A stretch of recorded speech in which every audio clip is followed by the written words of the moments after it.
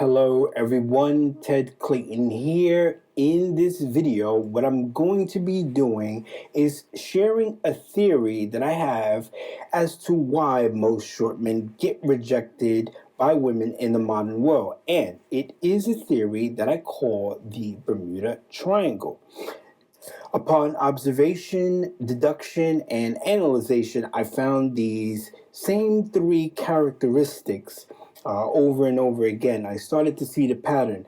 And before I share them, what I want to note that is these things either show up simultaneously or appear simultaneously or in different degrees. So maybe one lesser or more than the other, or it's one of the three. But it's always these same three elements.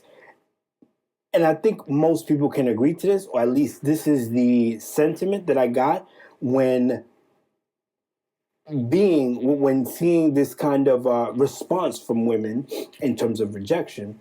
It's always been this multi-dimensional kind of aspect to it. It's never been so the outcome is binary, but it's these elements that we keep seeing and play a factor.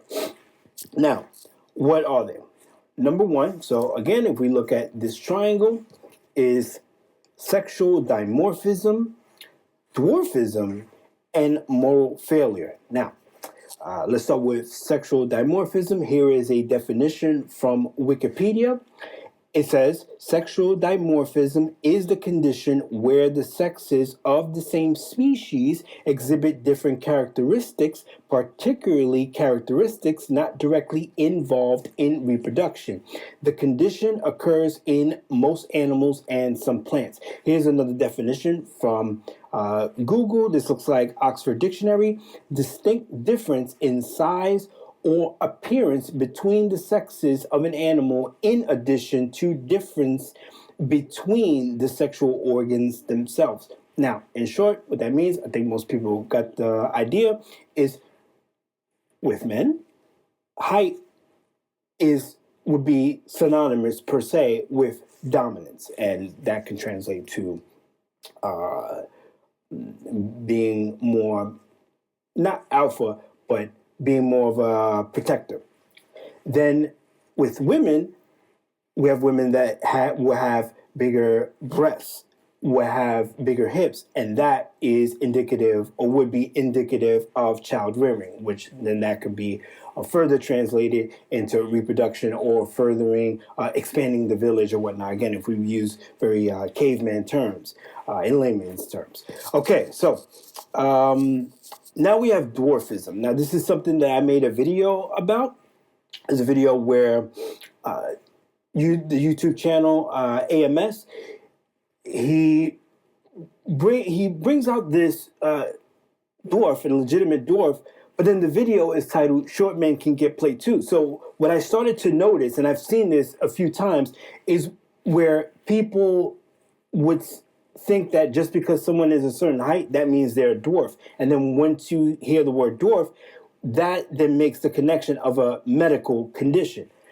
I'm going to put the link in the description for that video where I break this whole thing down.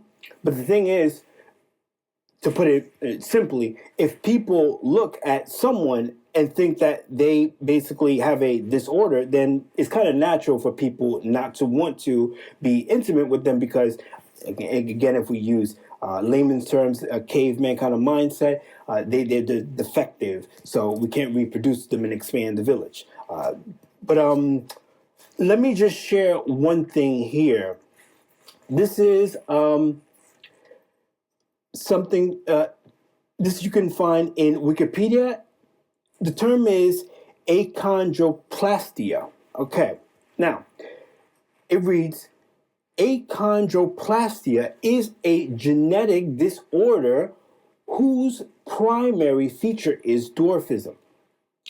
In those with the condition, the arms and legs are short, while the torso is typically of normal length.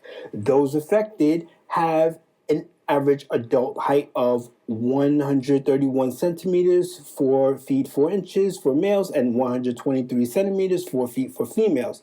Other features include an enlarged head and prominent forehead. Complications can include sleep apnea or recurrent ear infections. The disorder does not generally affect intelligence. I kind of like that they added that. It's kind of strange that they would add that. I mean, I guess the implication would be, if you're just telling me about physical disorders, why do you need to bring up intelligence? But maybe they, I guess, probably to just clear things up. But this is from Wikipedia. Now, if you see a short man, right, to give this a little more perspective, I'm 5'2". So if we look at this in a spectrum, I will be more closer to that quote-unquote dwarfism side of the spectrum. Do I look like, medically speaking, a dwarf? That I should be properly medically labeled a dwarf? So, a lot of these is basically just excuses, but is also, for people to not look bad and women to not look bad and reject short or shorter men.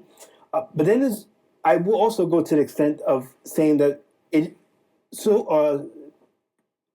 unconscious biases and social constructs play a role in this. Now, with social constructs, I don't want to be, I've said this before, I don't want to be so progressive about that, but there's certain things that keep being reinforced or don't get questioned, get ignored. Okay, so that's that. And one other thing I do want to share, which I have shared before, is that it's interesting if you have a man, so let's say even myself, someone who's 5'2", I would be labeled or almost be labeled a dwarf, but then a woman that's my height would be labeled a spinner. And then a spinner would be, can make a lot of money. They're highly sought after, not only just in the world at large, but in adult entertainment industry, escorts, you name it. So, the problem, it really isn't height. Okay. And also, I would like to add that it's definitely not a disorder if there's no one's getting government assistance. But I don't think short people want to give short men any government assistance because I think society as a whole doesn't particularly care for short men. That's my opinion. But if it was dwarfism, government assistance would be helpful. So then maybe we can find ways to deal with our sexual needs. Okay, so that's that. Then the last thing is moral failure. And this has kind of been the most difficult one because you start to feel this negativity, but this inferiority kind of that's placed on you. And you can't quite put your finger on it. Now, a hint that society shares is that, and again, height or shortness being a product of moral failure, and I also have a video on that. I'm going to share a video on that as well, link in the description, is as if, so this is implying that men made themselves short, didn't eat well enough or didn't sleep enough, whatever the case may be. I grew up in a Puerto Rican household, a working class household, so I ate very well and had school lunch here in New York City, so we can rule that out. And I walk a lot. I've been walking all my life. I eat pretty decently, not garbage, but I eat decently, so it's really just genetics. And I actually think I have pretty exceptional genetics. I don't think height is necessarily bad genes. It may be not. It may be recessive opposed to dominant if we're looking at just scientifically speaking, biologically speaking. But as far as stronger or weaker and things like that in the grand scale of things, I don't see that as. I never equated height as inferiority. But anyhow, let's see. With this whole moral failure thing, it says if it's self-imposed. Now, and I think people see where I'm going with this. What do people say in society? Short men are the equivalent of fat women. Now, with fat women, you can obese women, overweight women. You can say that that is a product of moral failure because that's someone that is not taking care of themselves. That is a toxic body. They're treating themselves poorly. But the thing is, because of how society is arranged, that kind of judgment can be placed on them. So it's been placed on short men. It's this weird psychological, psychic, you can even say spiritual thing that's going on. And spiritual, I mean, you don't have to necessarily go into new age, any kind of new age interpretation, just spirit as far as the essence, the thought forms of people, their emotions and things like that. So now, when it comes, just to put this out there, when it comes to plus size women, I'm going to use that term. When it comes to plus size women, I don't have a problem with me as far as sexually attracted. I don't have a problem, me personally. I don't have a problem, and I think I can speak for most men, but I don't have a problem with, as they call thick women, but psych women. I don't have a problem with that. Even women that have a few extra pounds, I don't have a problem with that. Now, for me, I'd have to consider being in a long-term situation, marrying a plus-size woman, only because of my reputation and just me speaking out on things like this, on how this dichotomy is played out in society. But if I wasn't really putting myself out there, really trying to speak on this, or just really my reputation, where it's because having a certain kind of woman would actually say something about you and things that I've achieved, things that I've done, the type of person that I've become over the years, I'd have to consider being with a plus-size woman. I have to put that in consideration. There was one time where I hooked up with this one girl, not hooked up like intimate, but we started talking with this one girl who was big and tall. She was very pretty. I would have actually considered her because she was from a great family. Was working and was very, very pretty. So that's another story. So just putting that out there as far as any kind of biases that I may have, that's my personal opinion. But once you start getting someone that's actually obese, actually overweight, that's unhealthy. That actually becomes a cost in and of itself.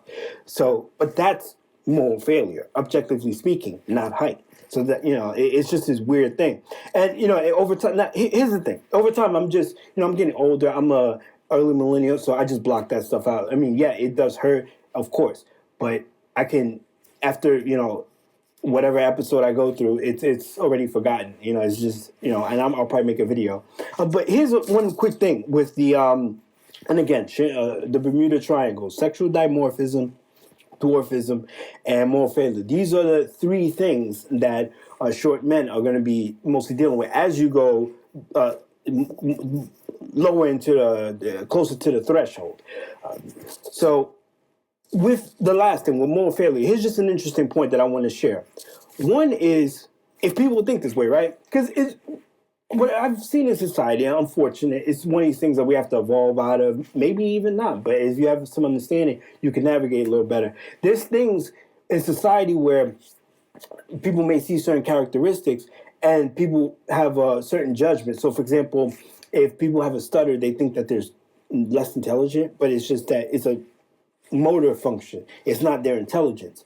It's annoying, but it's not nothing to do with their intelligence. So it's little things like that people just don't have an incorrect perception on.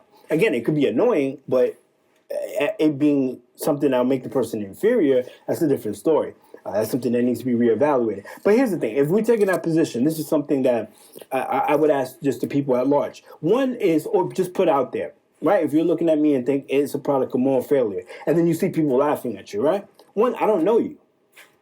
I mean, that's first and foremost. Why are you laughing at me? I don't know you. Number two is, if it's okay for you to laugh at me, then I think you should put society in question. Where it's, wait a minute, why can't I just laugh at this guy? Like, again, I'm going back, I don't know him, but why is that? Like, that's not right. And third, which I'm gonna get into a more existential point of view of this, if it is some kind of moral failure or even some kind of judgment, then that's between God and myself. So that's no one's place to make fun of me, judge me, criticize me. That's not their place. So I'm gonna leave it at that. And then really people won't even get as far as to say God made me this way, and people won't even get that far. So that's that. So let's see. I have a couple other points here. With misinjury, I've shared this before. Again, there's the Bermuda Triangle, sexual dimorphism, dwarfism, and moral failure. These are things that, again, come at you. It's going to be the factors that you're going to be seeing either play out simultaneously to different degrees or one of the three. At the same time, in its most simplest form, it's misinjury. And I shared this in another video and it's another quite difficult. And again, all this stuff is just people being silly. That's all it is. I have a video from Stefan Molyneux, which he actually breaks down why this is silly.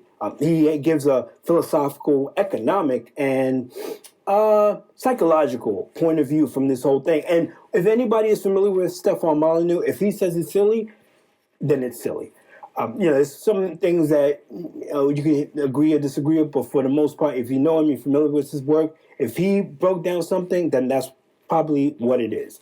So that's that. And I'll share a link in the description to that too. But with the misinjury, and again, all these things are complicated. With misinjury, it's women, some women want to get out their hatred of men, but they need men. So what they do is they divide between men, and that means that men have to actually participate in this. I've seen like tall guys I would just walk in somewhere and tall guys already looking at me in disgust or rolling their eyes, and I literally would just walk in a place. There's nothing for them to judge, but they'll make these faces or have this body language, but I just walked in and it's so obvious. It's like, I can see you, right? I can see you, right? But that's a whole nother story. Some people, whatever, they just caught up in their own world. But okay, so they divide between men, and then men have to accept it. That's the only way this works. And I'm already, excuse me, I'm already losing it. I know what I'm going to say, but it's just so much. And I'm pretty much at the end of this whole video. So they divide between men. They want to get their frustration out. So what they do is channeled towards short men. And the thing is, then there's this narrative that happens, so it becomes more acceptable. And because there isn't the defense of men, they can just go into town. Now, if you really look at this is actually objectification, because they have to get it out, but they focus it on this one group. But the thing is sort of playing into a natural instinct, but it's kind of kicking into overdrive or exaggerating it, where again, men are being objectified because you have this group, and they could be women that can actually be attracted to you, legitimately attracted to you, but they have to keep this agenda. They have to keep this narrative going. They have to keep this thing going. So they focus the hatred on you, and then they only like tall men. And that's maybe why you may see some tall men have women be controlling towards them, because they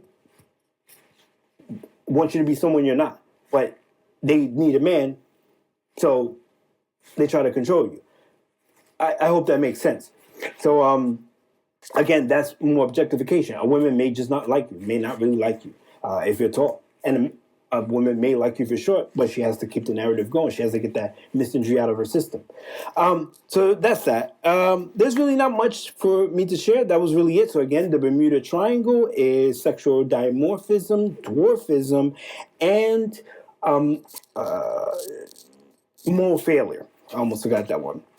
So just something to think about with this whole situation. Just something to keep in the back of your mind. But again, at the end of the day, we have to respect definitely our natural inclinations. But the black and white nature of this is just straight up silly. Well, that's it for now. I know that was a bit much. If you're still here, thank you for listening. And thank you for sticking around. Thanks for listening. Enjoy the rest of your day.